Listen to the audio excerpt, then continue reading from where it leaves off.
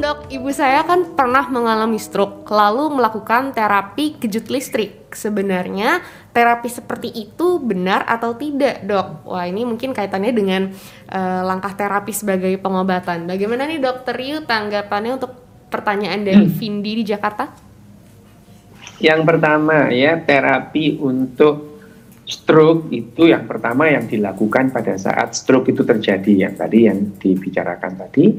Yang paling krusial itu adalah jam-jam pertama, 2 jam sampai 3 jam pertama itu menentukan seseorang itu bisa selamat atau tidak, terus membatasi kecacatannya ya.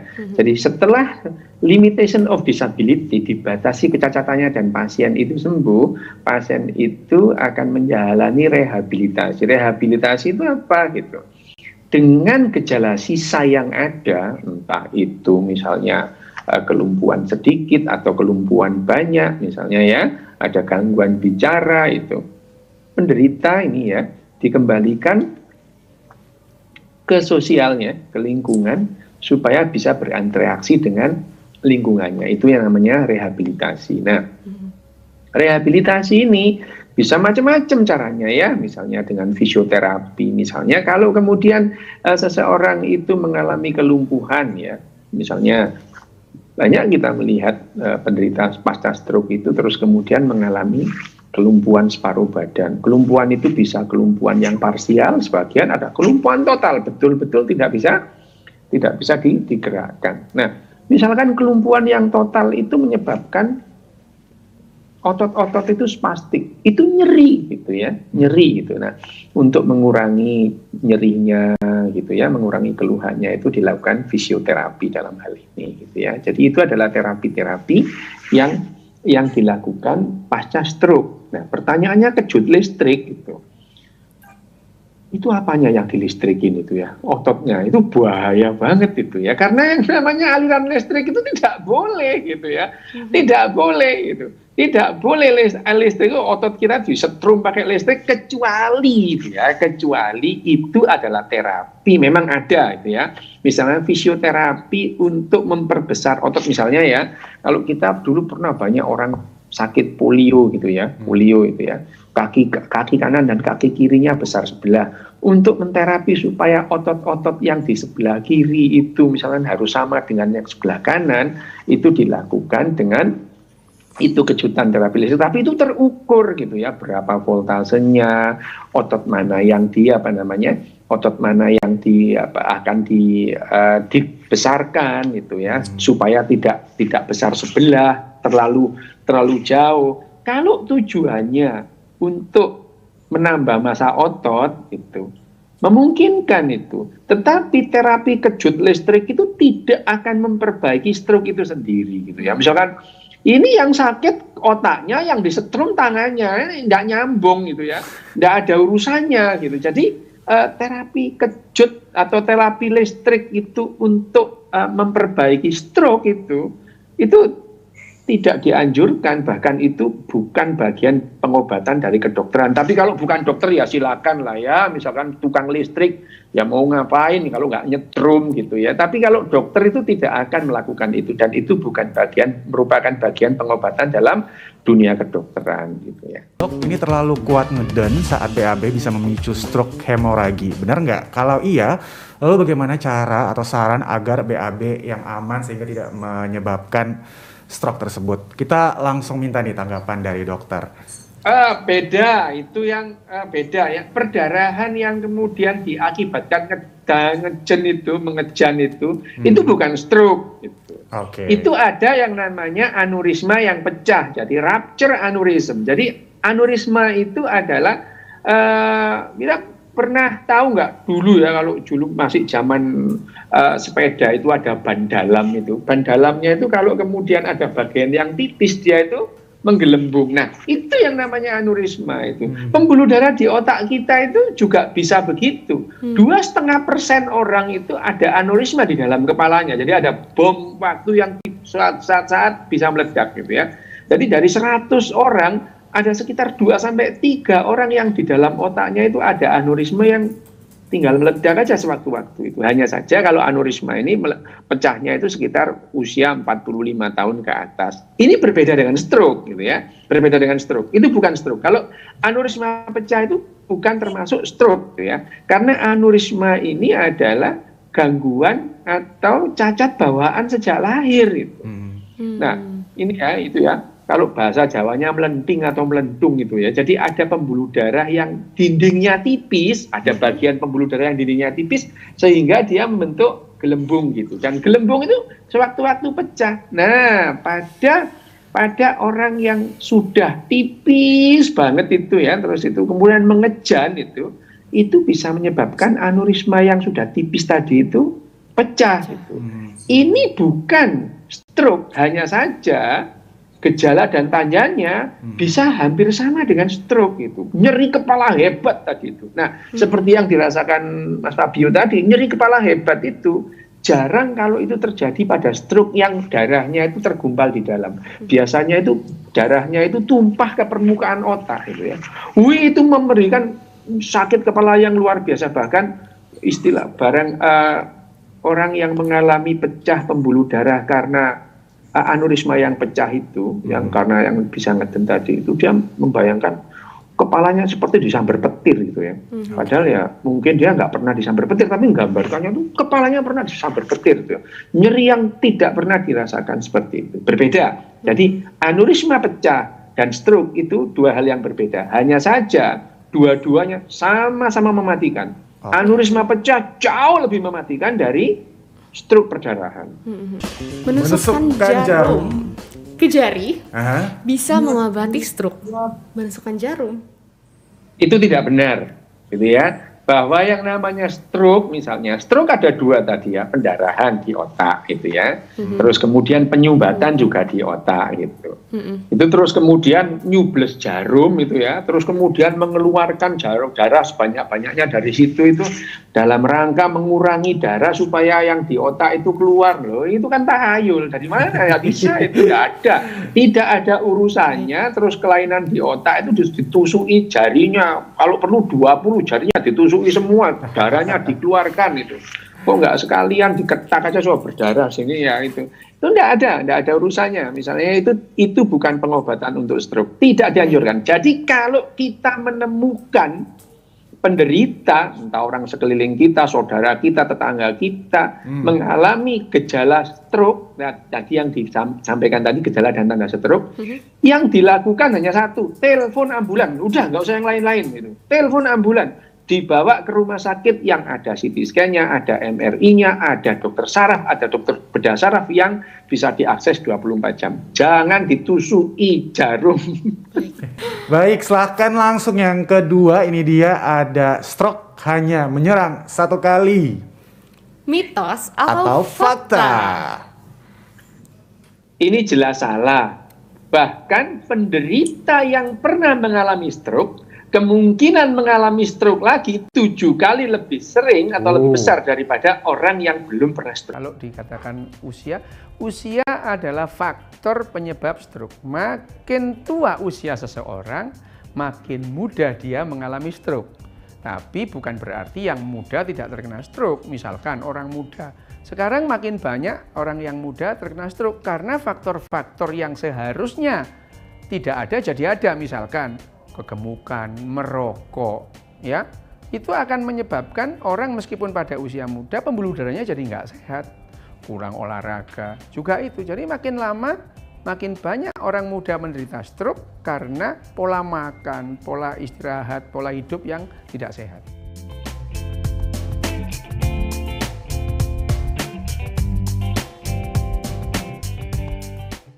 Kalau hanya ya tidak ya, tapi yang membuat laki-laki itu, memang laki-laki itu 1,5 kali resikonya lebih besar daripada perempuan. Kenapa? Perempuan itu jantung dan pembuluh darahnya itu jauh lebih sehat daripada laki-laki, terutama pada usia subur. Karena siklus menstruasi, siklus hormonan perempuan itu merawat jantung dan pembuluh darah lebih baik sehingga kita tidak menemukan kok, tidak pernah menemukan, hampir kita tidak pernah menemukan perempuan usia subur serangan jantung, tidak ada. Tapi kalau laki-laki umur 35 mati di lapangan futsal banyak. Itu karena pembuluh darahnya dan jantungnya memang laki-laki lebih tidak sehat daripada perempuan. Nah, karena stroke tadi itu yang seperti saya katakan tadi, bahwa stroke itu adalah muncul gangguan pembuluh darah di otak. Kalau ada pembuluh darah yang tidak sehat, seseorang akan lebih gampang menderita stroke. Kesimpulannya, perempuan lebih jarang menderita stroke daripada laki-laki. Dengan kata lain, laki-laki lebih berisiko mengalami stroke ketimbang perempuan.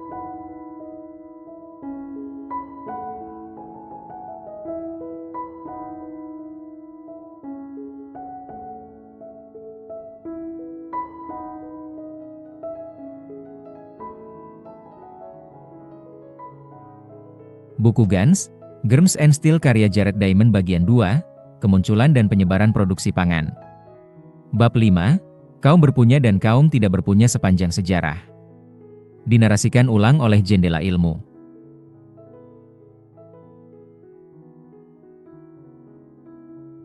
Sepanjang sejarah umat manusia kerap terjadi konflik tidak seimbang di antara mereka yang berpunya dan mereka yang tidak berpunya, di antara orang yang memiliki kekuatan petani dan orang yang tidak memilikinya, atau di antara mereka yang mendapatkannya pada waktu yang berbeda. Sesungguhnya tidaklah mengherankan apabila produksi pangan tidak pernah berkembang di banyak bagian dunia, karena alasan ekologis yang hingga kini pun tetap membuatnya sulit atau mustahil di tempat bersangkutan. Misalnya saja, pada zaman prasejarah baik pertanian maupun penggembalaan tidak muncul di kawasan Arlika Amerika Utara, sementara satu-satunya unsur produksi pangan yang berkembang di daerah Arktika Eurasia adalah penggembalaan rusa kutub.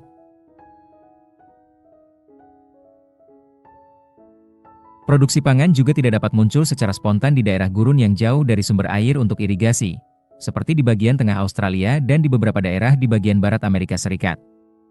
Yang perlu penjelasan justru adalah mengapa sampai zaman modern produksi pangan tidak berkembang di beberapa daerah yang secara ekologi sangat mendukung dan kini termasuk pusat pertanian dan penggembalaan yang paling subur di dunia.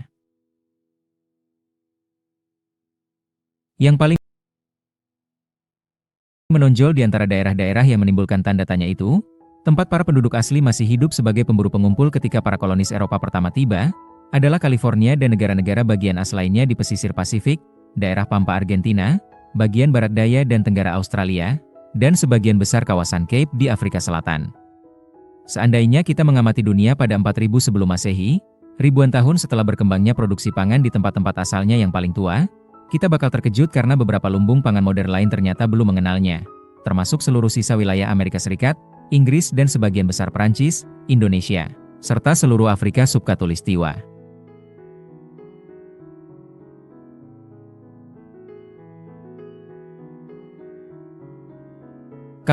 Kalau kita menelusuri kembali produksi pangan sampai ke asal mulanya, kita bakal mendapat kejutan tambahan karena tempat-tempat produksi pangan paling awal itu rupanya bukan daerah lumbung pangan yang kita kenal sekarang, melainkan meliputi wilayah yang kini tergolong cenderung kering atau terdegradasi secara ekologi. Irak dan Iran, Meksiko, Pegunungan Andes, beberapa bagian Cina, serta daerah Sahel di Afrika. Mengapa produksi pangan mula-mula muncul di daerah yang sepertinya cukup tandus, dan baru kemudian merambah ke kawasan yang dewasa ini merupakan tanah pertanian dan penggembalaan paling subur? Perbedaan geografis menyangkut kemunculan produksi pangan juga menimbulkan teka-teki. Di segelintir tempat, produksi pangan timbul secara independen, karena penduduk setempat mendomestikasi tumbuhan dan hewan setempat. Di sebagian besar tempat lain, produksi pangan diimpor dalam bentuk tanaman pangan dan hewan ternak yang didomestikasi di tempat lain. Mengingat tempat-tempat awal non-independen itu siap mengembangkan produksi pangan prasejarah begitu menerima tanaman dan hewan yang sudah didomestikasi, mengapa penduduk di tempat-tempat tersebut tidak menjadi petani dan penggembala tanpa bantuan dari luar, yaitu dengan mendomestikasi tumbuhan dan hewan setempat? Mengapa waktu kemunculan produksi pangan berbeda begitu jauh di antara daerah-daerah tempat produksi pangan muncul secara independen, ribuan tahun lebih dini di Asia dibandingkan di bagian timur Amerika Serikat, misalnya, dan tidak pernah terjadi di bagian timur Australia? Mengapa waktu kedatangan produksi pangan begitu bervariasi di antara daerah-daerah yang mengimpor produksi pangan di masa prasejarah? Misalnya saja, ribuan tahun lebih dini di bagian barat daya Eropa dibandingkan di bagian barat daya Amerika Serikat? Lalu di sementara daerah-daerah tempat produksi pangan didatangkan dari luar, mengapa ada daerah, misalnya bagian barat daya Amerika Serikat, di mana para pemburu pengumpul lokal mengambil alih tanaman pangan dan hewan ternak dari masyarakat tetangga dan selanjutnya hidup sebagai petani.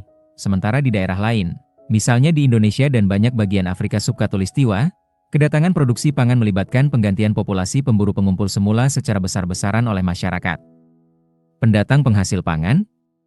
Semua pertanyaan itu melibatkan perkembangan yang menentukan masyarakat mana yang menjadi kelompok tidak berpunya dalam sejarah dan mana yang menjadi kelompok berpunya. Sebelum kita dapat berharap untuk menjawab pertanyaan-pertanyaan itu, kita perlu mencari cara untuk mengidentifikasi tempat asal produksi pangan, kapan produksi pangan muncul di sana, dan di mana serta kapan tanaman atau hewan tertentu pertama kali didomestikasi.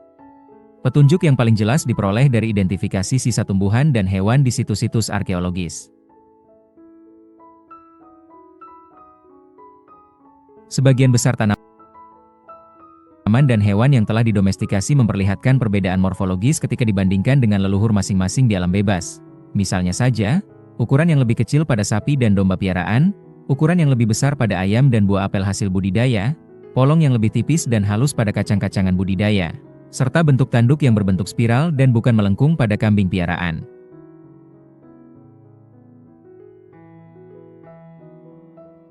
Karena itu, sisa tanaman dan hewan domestik di situs arkeologis yang usianya telah diketahui dapat diidentifikasi dan memberikan petunjuk kuat mengenai adanya produksi pangan di tempat dan pada waktu tersebut. Sementara penemuan sisa spesies liar semata di suatu situs tidak memberikan petunjuk mengenai adanya produksi pangan dan mengisyaratkan cara hidup sebagai pemburu pengumpul. Tentu saja para produsen pangan, apalagi pada masa awal, tetap mengumpulkan tumbuhan liar dan berburu hewan liar, sehingga sisa makanan di situs-situs mereka seringkali mencakup baik spesies liar maupun spesies hasil budidaya. Para ahli arkeologi menentukan waktu kemunculan produksi pangan dengan menerapkan teknik pengukuran umur radiokarbon terhadap bahan-bahan yang mengandung karbon di suatu situs. Metode ini didasarkan atas peluruhan karbon-14 yang radioaktif, satu komponen sangat kecil pada karbon, unsur pembentuk kehidupan yang terdapat di mana-mana, menjadi isotop nitrogen-14 yang tidak radioaktif. Karbon-14 terus-menerus terbentuk di atmosfer akibat sinar kosmik. Karbon di atmosfer, yang memiliki perbandingan yang diketahui dan hampir konstan antara karbon-14 dan isotop karbon-12 yang lebih umum, dengan rasio sekitar 1:1 juta, kemudian diserap oleh tumbuhan.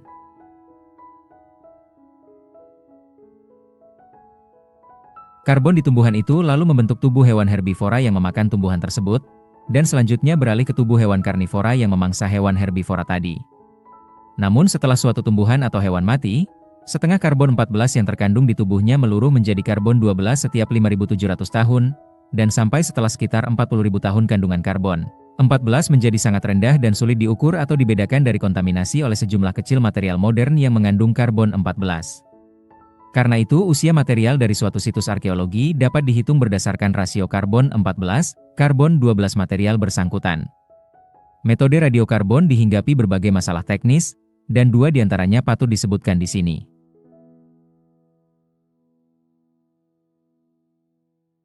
Pertama, sampai 1980-an pengukuran umur radiokarbon membutuhkan karbon dalam jumlah relatif besar, beberapa gram, jauh lebih banyak daripada yang terdapat di dalam biji atau tulang kecil. Karena itu, ilmuwan sering terpaksa mengukur material yang diperoleh dari tempat berdekatan di situs yang sama dan yang diyakini terkait dengan sisa makanan yang ditemukan, yaitu material yang ditinggalkan secara bersamaan oleh orang yang meninggalkan makanan itu. Contoh tipikal material terkait adalah arang sisa api unggun. Namun situs arkeologi tidak selalu merupakan kapsul waktu tertutup rapat yang menyimpan material yang seluruhnya ditinggalkan pada hari yang sama. Material yang berasal dari masa berbeda dapat bercampur ketika tanah teraduk oleh cacing, hewan pengerat, dan sebagainya. Karena itu arang sisa api unggun mungkin berdekatan dengan sisa tumbuhan atau hewan yang mati dan dimakan ribuan tahun sebelumnya atau sesudahnya. Dewasa ini, para ahli arkeologi makin mudah menghindari persoalan itu dengan menggunakan teknologi baru yang disebut spektrometri massa akselerator, yang memungkinkan pengukuran umur karbon terhadap sampel kecil dan dengan demikian memungkinkan penentuan usia satu biji, tulang kecil, atau sisa makanan lain secara langsung. Dalam beberapa kasus ditemukan perbedaan besar antara umur hasil metode perhitungan baru yang langsung, dengan permasalahan tersendiri, dan umur yang didasarkan cara perhitungan lama yang bersifat tidak langsung. Di antara kontroversi yang timbul dan sampai sekarang belum terselesaikan, yang mungkin paling penting untuk tujuan buku ini menyangkut kapan produksi pangan muncul di Amerika.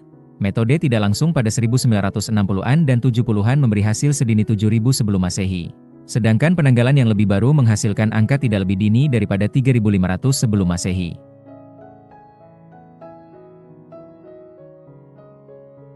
Persoalan kedua seputar penanggalan karbon adalah bahwa perbandingan karbon I4 karbon I2 di atmosfer bukanlah suatu konstanta yang tidak pernah berubah, melainkan merupakan besaran yang sedikit naik turun seiring berjalannya waktu. Sehingga kalkulasi pengukuran umur karbon yang didasarkan atas asumsi perbandingan tetap akan mengandung kesalahan sistematik kecil. Besarnya kesalahan untuk setiap umur pada masa lampau pada prinsipnya dapat diketahui dengan bantuan cincin pertumbuhan tahunan pada pohon berusia panjang. Karena cincin-cincin itu dapat dihitung untuk memperoleh umur absolut masing-masing pohon. Dan sampel karbon dari kayu yang usianya ditetapkan dengan cara itu kemudian dapat dianalisis untuk mengetahui perbandingan karbon 14, karbon 12 yang ada.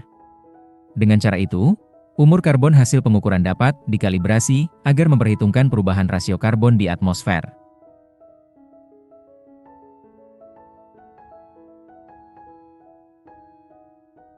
Berkat koreksi, ditemukan bahwa material yang semula dianggap berusia sekitar 1000 sampai 6000 tahun sebelum Masehi, tanpa kalibrasi, ternyata memiliki usia sejati, dengan kalibrasi, antara beberapa abad dan 1000 tahun lebih tua.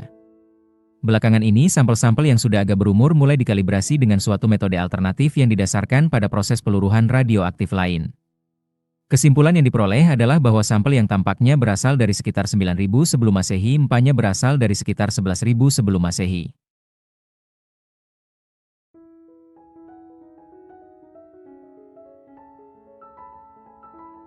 Ahli arkeologi sering membedakan angka tahun yang terkalibrasi dari yang tidak terkalibrasi dengan menulis yang pertama dengan huruf besar dan yang kedua dengan huruf kecil.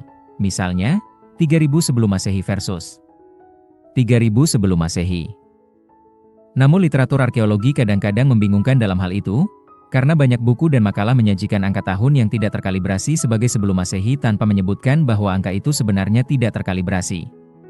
Angka tahun yang saya cantumkan di dalam buku ini untuk peristiwa dalam kurun waktu 15.000 tahun terakhir merupakan angka tahun terkalibrasi.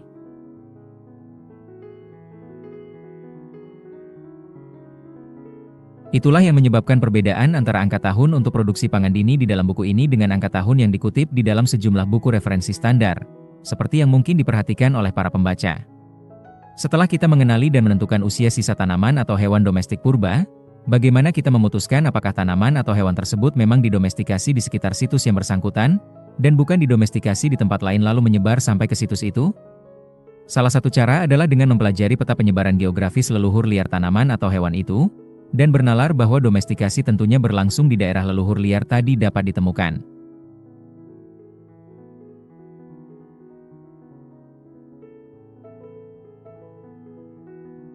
Sebagai contoh, kacang Arab, Chickpea, Cicer arietinum, biasa ditanam oleh petani tradisional mulai dari kawasan Laut Tengah dan Ethiopia sampai India di sebelah timur, dan India kini menghasilkan 80% dari seluruh produksi kacang Arab di dunia. Oleh karena itu kita mungkin terdorong untuk berasumsi bahwa domestikasi kacang Arab terjadi di India. Tapi ternyata leluhur liar kacang Arab hanya tumbuh di bagian tenggara Turki.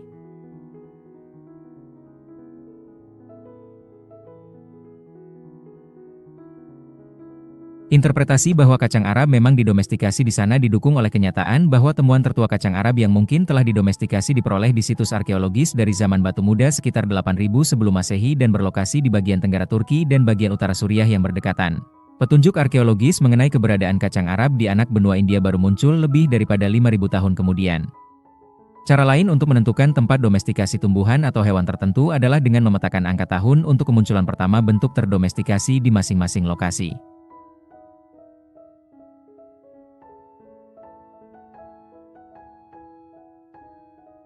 Situs dengan kemunculan paling dini mungkin merupakan situs domestikasi semula, terutama jika leluhur liar tanaman atau hewan bersangkutan juga ditemukan di sana. Dan jika angka tahun kemunculan pertama di situs-situs lain semakin bertambah dengan meningkatnya jarak dari situs yang diperkirakan sebagai situs domestikasi semula, sehingga menyiratkan penyebaran ke situs-situs lain itu. Sebagai contoh, gandum emmer, Triticum dicocium, hasil budidaya pertama-tama muncul di daerah bulan sabit subur sekitar 8500 sebelum Masehi. Tidak lama kemudian tumbuhan itu muncul semakin ke barat, mencapai Yunani pada 6500 sebelum Masehi dan Jerman pada 5000 sebelum Masehi.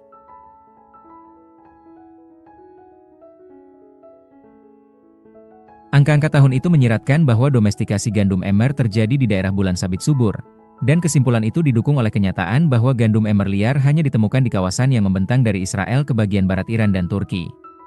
Namun, seperti yang akan kita lihat, kerumitan sering muncul jika tumbuhan atau hewan tertentu didomestikasi secara independen di beberapa situs berbeda.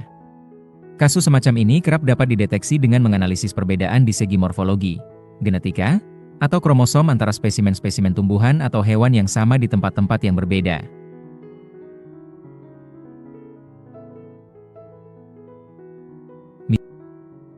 Misalnya saja, sapi domestik jenis zebu di India memiliki punuk yang tidak dimiliki jenis-jenis sapi di bagian barat Eurasia, dan analisis genetika menunjukkan bahwa jalur keturunan leluhur sapi modern India dan Eurasia Barat berpisah ratusan ribu tahun silam, jauh sebelum sapi didomestikasi dimanapun.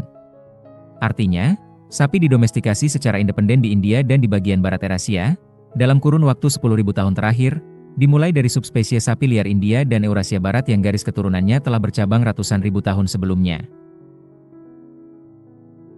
Mari kita sekarang kembali ke pertanyaan semula tentang kemunculan produksi pangan.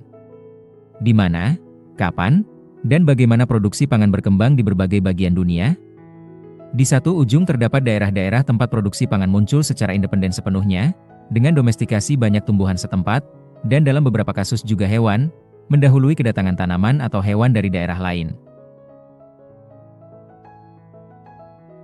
Hanya ada 5 daerah seperti itu, dipastikan oleh petunjuk-petunjuk yang rinci dan meyakinkan. Asia Barat Daya, yang dikenal sebagai kawasan Timur Tengah atau bulan sabit subur, Cina, Mesoamerika. Istilah ini digunakan untuk bagian tengah dan selatan Meksiko berikut daerah Amerika Tengah yang berdekatan, pegunungan Andes di Amerika Selatan, dan mungkin juga cekungan Amazon, serta bagian timur Amerika Serikat. Beberapa atau semua pusat itu mungkin mencakup sejumlah pusat berdekatan tempat produksi pangan muncul kurang lebih secara independen, misalnya lembah Sungai Kuning di Cina Utara dan lembah Sungai Yangtze di Cina Selatan.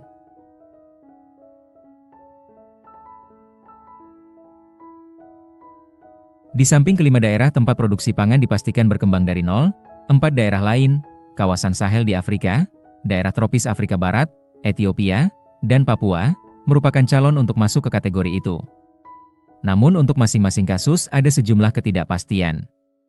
Meskipun tidak diragukan bahwa tumbuhan liar setempat memang didomestikasi di kawasan Sahel di Afrika yang terletak persis di selatan Gurun Sahara, penggembalaan sapi mungkin ada lebih dahulu daripada pertanian di sana.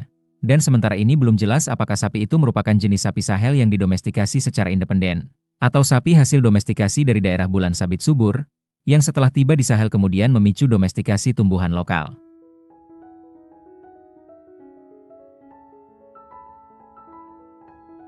Selain itu juga belum jelas apakah kedatangan tanaman dari kawasan Sahel lalu memicu domestikasi tumbuhan liar di kawasan tropis Afrika Barat yang tidak diragukan. Dan apakah kedatangan tanaman dari Asia Barat Daya memicu domestikasi tumbuhan liar setempat di Ethiopia? Mengenai Papua, penelitian arkeologi menghasilkan petunjuk mengenai adanya kegiatan pertanian dini jauh sebelum kemunculan produksi pangan di kawasan berdekatan. Tetapi tanaman yang dibudidayakan belum teridentifikasi dengan pasti. Tabel 51 mencantumkan beberapa tanaman dan hewan yang paling dikenal berikut waktu domestikasi paling dini yang diketahui untuk sejumlah daerah domestikasi lokal.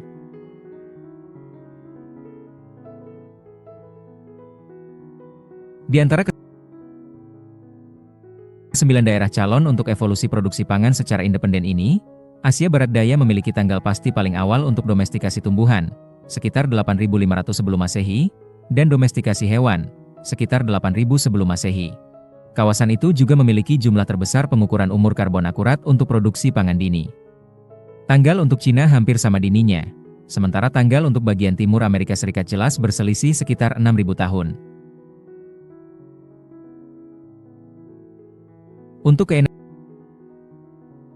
daerah calon lainnya, tanggal paling awal yang telah ditentukan secara meyakinkan tidak dapat menyaingi tanggal untuk Asia Barat Daya, tetapi jumlah situs dini di ke-6 daerah lain itu yang usianya telah ditetapkan dengan pasti masih terlalu sedikit untuk menyatakan daerah-daerah tersebut memang tertinggal dibandingkan Asia Barat Daya dan, jika memang demikian, seberapa lama ketertinggalannya. Kelompok daerah selanjutnya meliputi daerah-daerah yang mendomestikasi paling tidak beberapa tumbuhan atau hewan lokal, Tapi untuk sebagian besar produksi pangan mengandalkan tanaman dan hewan yang didomestikasi di tempat lain.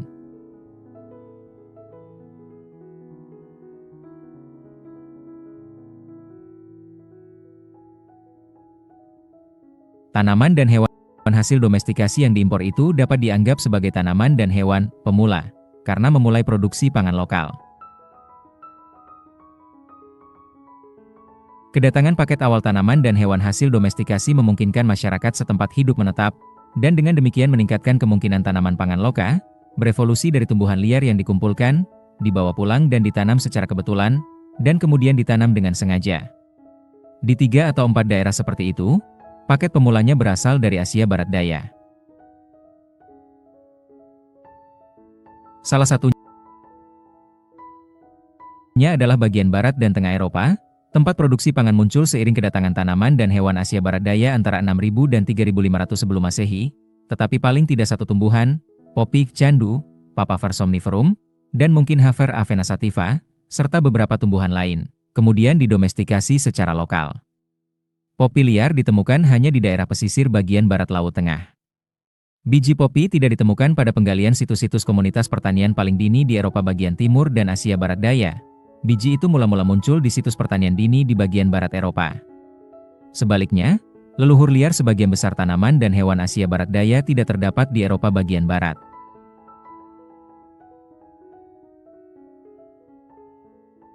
Jadi, tampaknya sudah jelas bahwa produksi pangan tidak berevolusi secara independen di bagian barat Eropa, melainkan dipicu oleh kedatangan tanaman dan hewan hasil domestikasi dari Asia Barat Daya.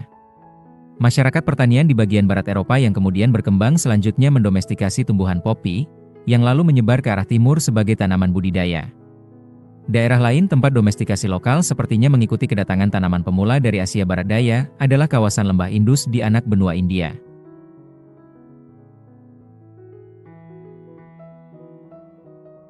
Komunitas pertanian paling dini di kawasan itu pada milenium ke-7 sebelum Masehi telah mengenal gandum, jelai, dan tanaman budidaya lain, yang sebelumnya didomestikasi di daerah bulan sabit subur dan rupanya menyebar ke lembah Indus melewati Iran. Baru kemudian hasil domestikasi spesies-spesies asli anak benua India, seperti sapi berpunuk dan wijen, muncul di komunitas pertanian lembah Indus. Di Mesir pun produksi pangan dimulai pada milenium ke-6 sebelum Masehi dengan kedatangan tanaman budidaya Asia Barat Daya. Orang Mesir lalu mendomestikasi pohon Arasycamora, Ficus comorus, dan sayuran setempat yang disebut chufa, Cyperus esculentus.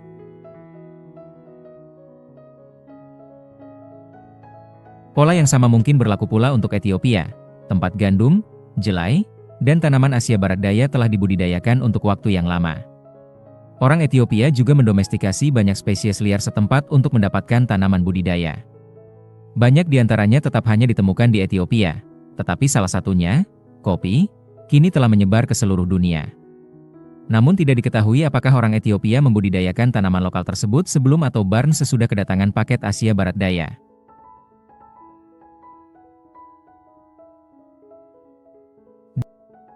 Di daerah-daerah ini dan di daerah-daerah lain tempat produksi pangan tergantung pada kedatangan tanaman pemula dari luar, apakah para pemburu pengumpul setempat mengambil alih tanaman pemula tersebut dari masyarakat petani yang bertetangga dengan mereka, kemudian turut beralih menjadi petani? Ataukah paket pemula itu dibawa oleh masyarakat petani pendatang, yang karenanya mampu berkembang lebih baik dibandingkan para pemburu lokal, sehingga berhasil memusnahkan, menggeser, atau menundukkan mereka?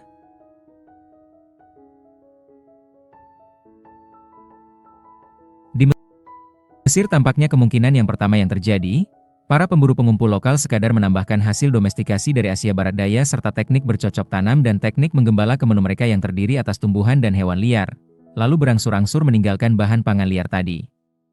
Jadi, yang datang untuk memicu produksi pangan di Mesir adalah tanaman dan hewan asing, bukan masyarakat asing. Hal yang sama mungkin berlaku untuk kawasan pesisir Atlantik di Eropa, tempat pemburu pengumpul setempat rupanya mengambil alih domba dan sereal asal Asia Barat Daya selama kurun waktu berabad-abad.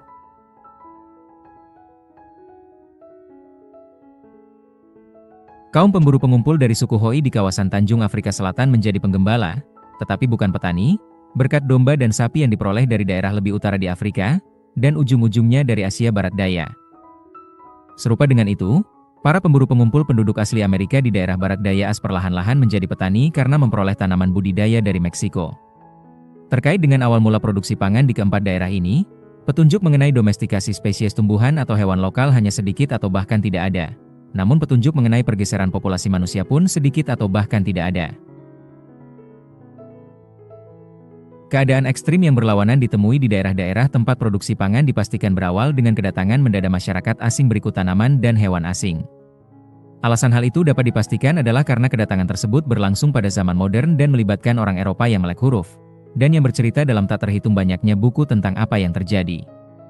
Daerah-daerah yang dimaksud mencakup California, pesisir Pasifik di barat laut Amerika Utara, kawasan Pampa Argentina, Australia dan Siberia.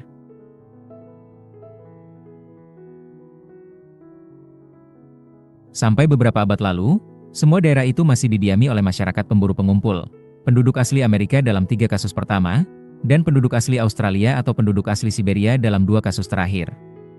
Kaum pemburu pengumpul itu terbunuh, terinfeksi, tersingkir, atau tergantikan hampir sepenuhnya oleh petani dan pengembala pendatang asal Eropa, yang membawa serta tanaman mereka sendiri dan tidak mendomestikasi spesies liar setempat apapun setelah kedatangan mereka, dengan pengecualian kacang macadamia di Australia.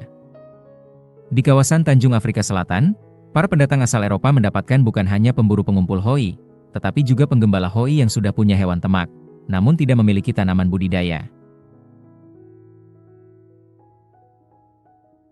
Hasilnya sekali lagi kemunculan pertanian yang bergantung pada tanaman dan tempat lain, kegagalan domestikasi spesies lokal, dan penggantian populasi manusia berskala besar di zaman modern. Pola yang sama dengan kemunculan produksi pangan yang mendadak dan bergantung pada hasil domestikasi dari tempat lain, serta dengan penggantian populasi yang mendadak dan berskala besar, tampaknya telah terjadi berulang kali di banyak tempat pada masa prasejarah. Berhubung tidak adanya catatan tertulis, petunjuk mengenai penggantian di masa prasejarah harus dicari dalam peninggalan arkeologis atau dideduksi dari petunjuk linguistik.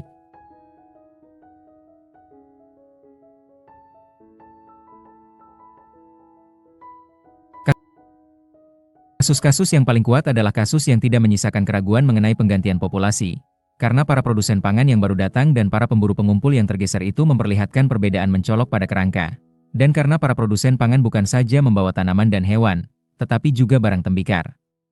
2 bab lain akan menjabarkan 2 contoh yang paling jelas, ekspansi Austronesia dari Cina Selatan ke Filipina dan Indonesia, bab 17, dan ekspansi Bantu ke kawasan Afrika Subkhatulistiwa, bab 19.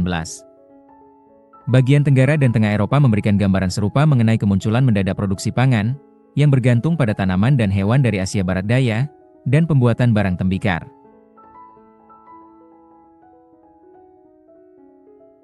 Kemunculan ini besar kemungkinan juga melibatkan penggantian orang Yunani dan orang Jerman lama oleh orang Yunani dan orang Jerman baru, sama seperti yang lama tergantikan oleh yang baru di Filipina, Indonesia, dan daerah Afrika Subkhatulistiwa. Namun perbedaan rangka tulang antara kaum pemburu pengumpul semula dan kaum petani yang menggantikan mereka kala mencolok di Eropa dibandingkan di Filipina, Indonesia dan daerah Afrika Subkhatulistiwa. Oleh karena itu petunjuk mengenai adanya penggantian populasi di Eropa tidak sekuat atau tidak selangsung petunjuk di ketiga daerah tadi.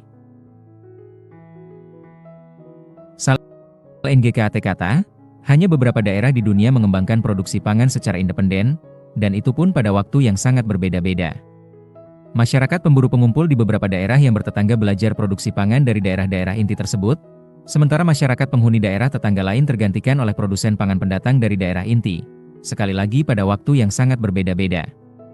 Ada pula penduduk sejumlah daerah yang secara ekologi cocok untuk produksi pangan, yang tidak pernah mengembangkan atau mengambil alih kemampuan bercocok tanam di masa prasejarah. Orang-orang itu tetap menjadi pemburu pengumpul sampai dunia modern akhirnya menerjang mereka.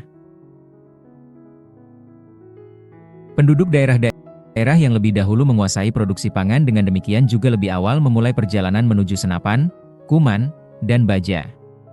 Hasilnya adalah rangkaian panjang benturan di antara kaum berpunya dan kaum tidak berpunya sepanjang sejarah. Bagaimana kita dapat menjelaskan perbedaan geografis terkait dengan waktu dan cara kemunculan produksi pangan? Pertanyaan itu, salah satu persoalan paling penting untuk masa prasejarah, akan menjadi topik bahasan 5 bab berikut.